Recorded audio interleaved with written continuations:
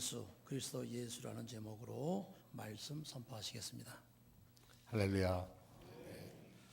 자, 옆에 분들하고 우리 일찍이 한번 인사해 보겠습니다. 메리 크리스마스 한번 인사해 보시죠. 거기는 안 해요. 김은정 선생 안 해요. 한 번 더 하겠습니다. 안 하시는 분들이 계시거든요. 메리 크리스마스.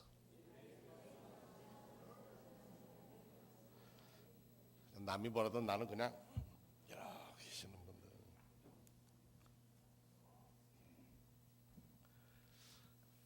2004년에 세계적으로 존경받는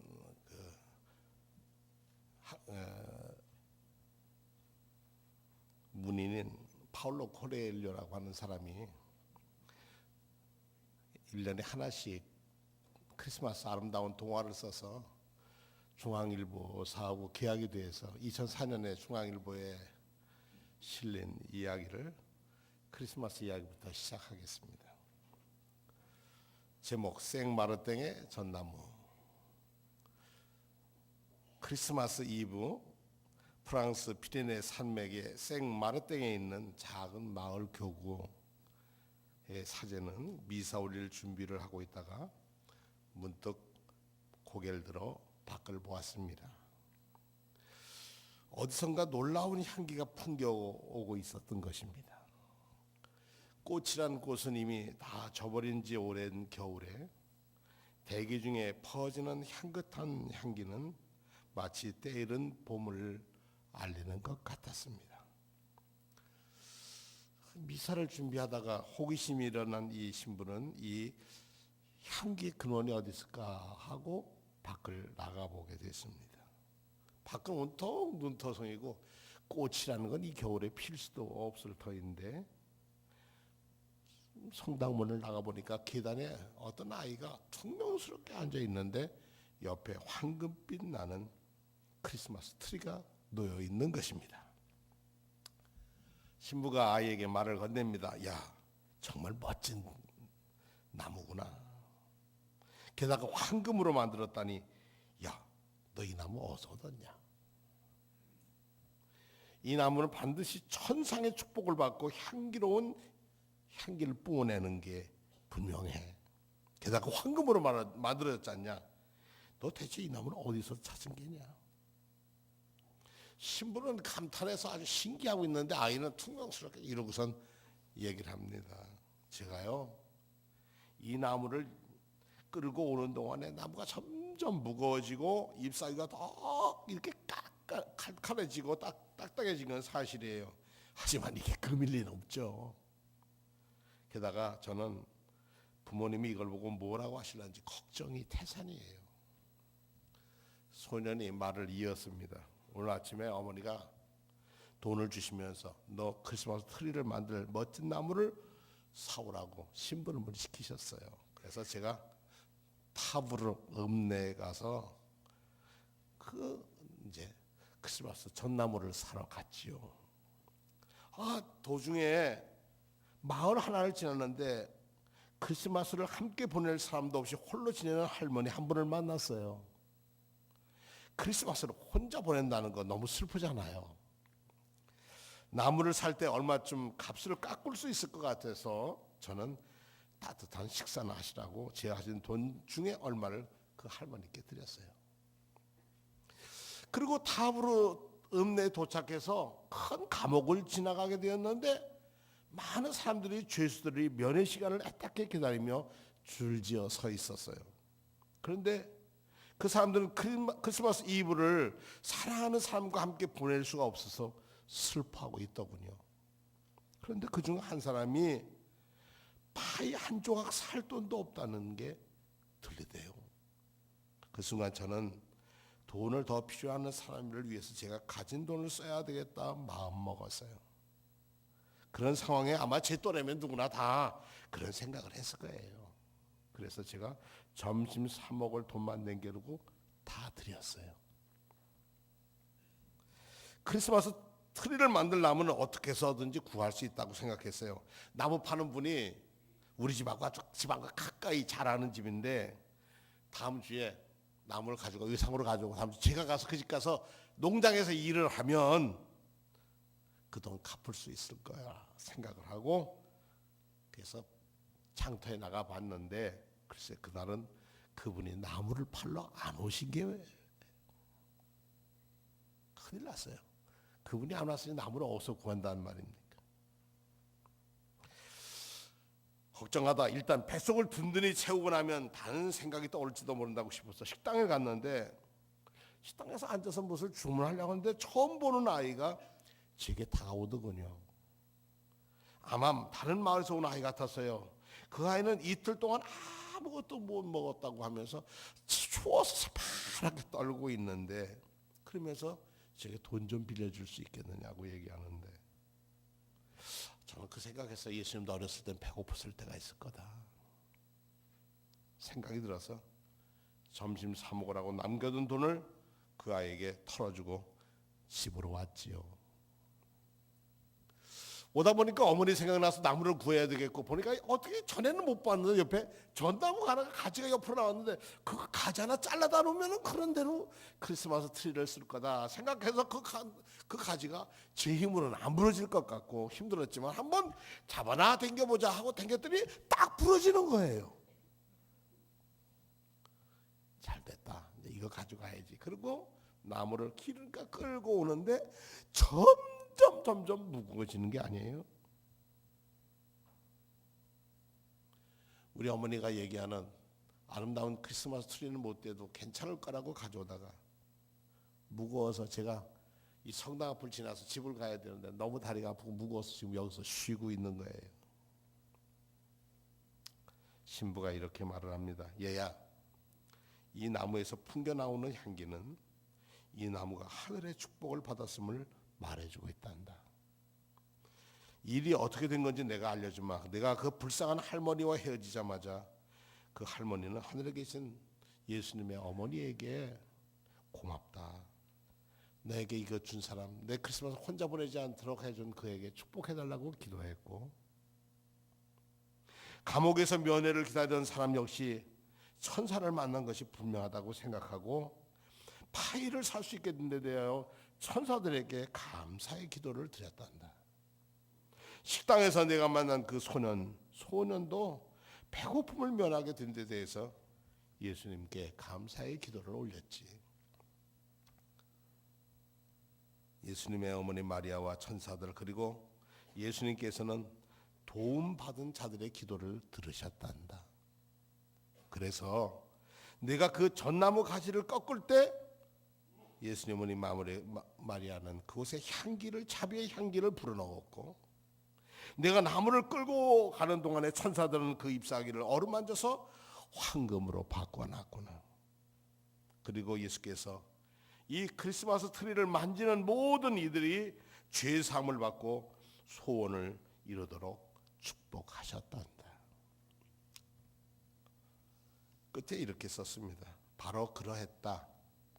전설에 따르면 생마르땡 어딘가에 아직도 그 축복받은 나무가 있다고 한다. 그 권능은 너무나 커서 크리스마스 이브에 이웃을 도와준 사람은 아무리 외지고 작은 마을에 살고 있다 할지라도 그 나무에 축복을 받을 수 있다고들 한다. 2004년 12월 5일 한국 독자들에게 파울로 코엘료가 쓴 이 얘기들입니다. 크리스마스는 이렇게 따뜻한 자기 나눔에서 옵니다. 오늘 제가 설교 제목을 나사렛 예수 그리고 그리스도 예수라고 정했습니다. 나사렛 예수에서 그리스도 예수로 고백하자 이런 뜻입니다. 오늘 우리 교회역으로 강림절 두 번째 주일 촛불이 보라색 초가 두 번째 초가 피었습니다. 다음 주는 핑크색으로 바뀔 것이고 마지막이 되면 하얀 큰 빛으로 오신 예수님이 초를 여기에 임재하신다는 뜻으로 불이 켜질 것입니다.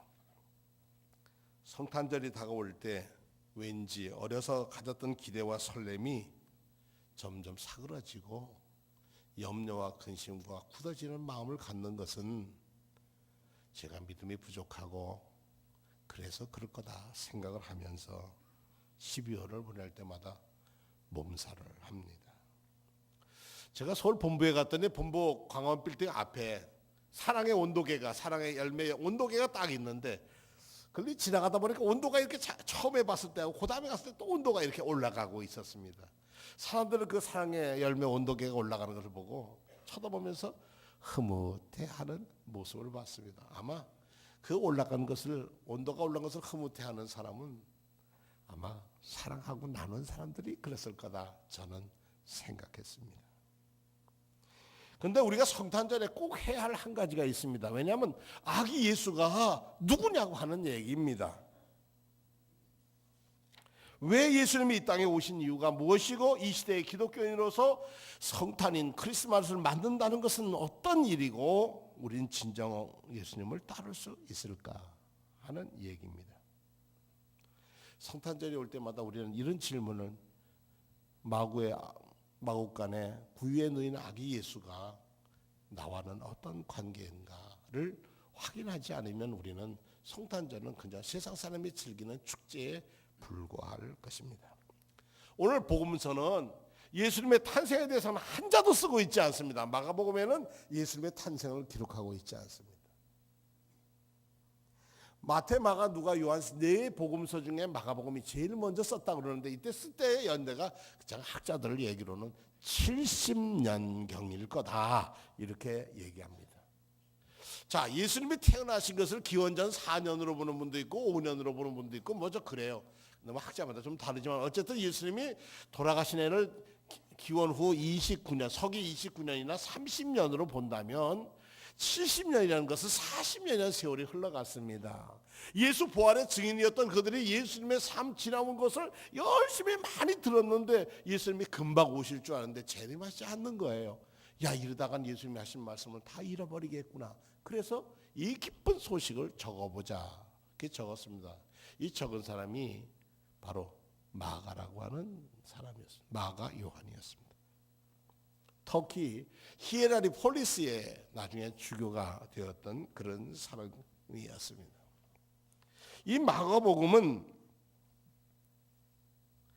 교회 내려온 전승 가운데 예수님의 생애와 말씀을 생생하게 후대에 전하기 위해서 집필을 했고, 예수님의 죽음과 부활만을 믿음으로 받아들이던 당시 교회에게 예수께서 사셨던 생활의 방식을, 예수님은 공생애 동안에 이렇게 사셨다, 그의 하나님의 사역을 소개하는 것이 제일 먼저 앞에다가 누굴 두었냐면 세례자 요한을 두었습니다. 그 세례 요한 얘기가 처음 나옵니다. 복음의 시작이다. 복음은 이렇게 우리가 고백한다. 우리 복음의 고백은 이렇게 시작한다. 마가는 이렇게, 신앙 공동체 사람들은 이렇게 기록했습니다.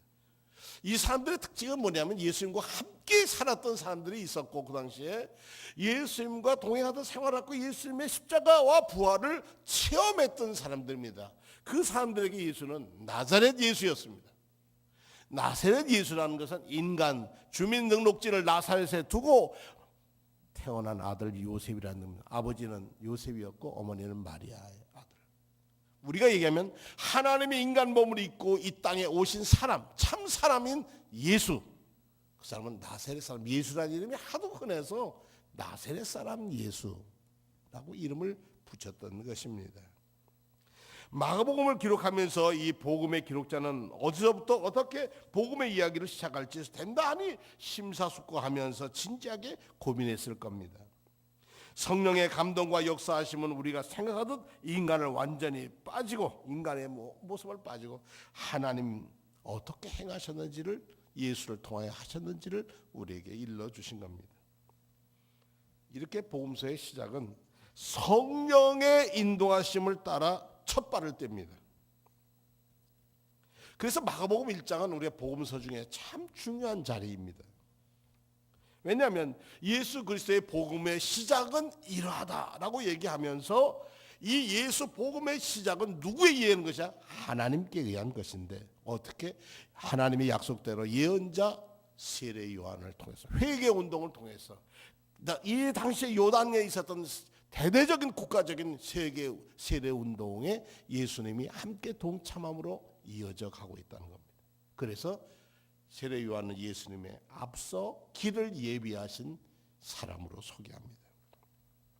예수께서 갈릴리 나사렛에서부터 요단강까지 내려오셔서 세례를 받으신 사건, 물에서 막 올라오시는데 하늘이 갈라지고 성령이 비둘기같이 자기에 내려온 것을 보신 사건, 그리고 하늘로부터 너는 내 사랑하는 아들이다, 내가 너를 기뻐한다고 들은 세 가지 사건이 복음의 시작에 첫 머릿돌로 놓여져 있습니다. 그 머릿돌 위에 예수님의 생애가 하나하나 쓰여져 가고 있습니다. 이렇게 볼 때 우리는 예수님께서 왜 죄 없으신 예수님이 세례를 받았는가? 세례는 죄 씻는 거 아닌가? 왜 하나님이 시도하신 분이 왜 성령이 임했을까? 그분도 성령인데 원래 하나님의 아들이신 분에게 하나님의 아들이라는 음성이 왜 새삼 들려줬을까? 뭐 이런 질문을 할 수가 있습니다. 나사렛 예수란 말과 그리스도 예수란 말하고는 다릅니다. 의미가. 나사렛 예수는 좀 전에 말씀 주민등록지가 나사렛으로 되어 있던 인간 예수이고, 그리스도이신 예수는 구세주로서 이 땅에 오신 예수라고 하는 구원론적인 고백입니다.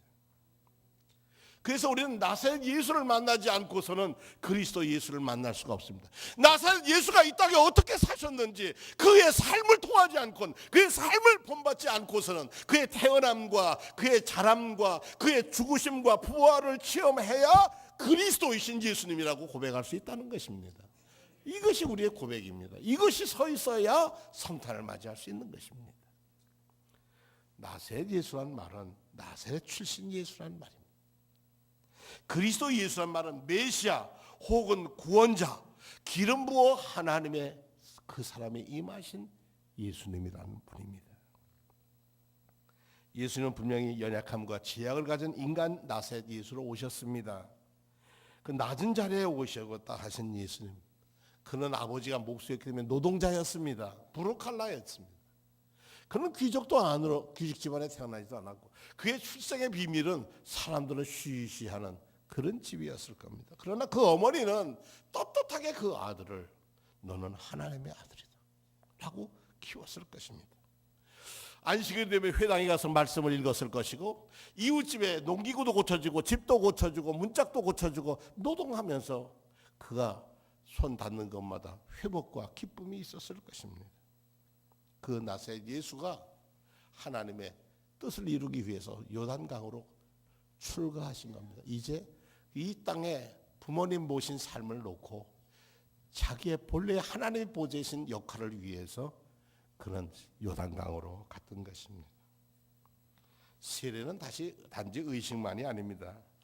신앙인 삶, 예수를 믿으면서 영적인 결단함, 내 인생의 주인은 이제 내가 아니고 예수 그리스도가 내 삶의 주인입니다 라고 주인 바꾸는 겁니다.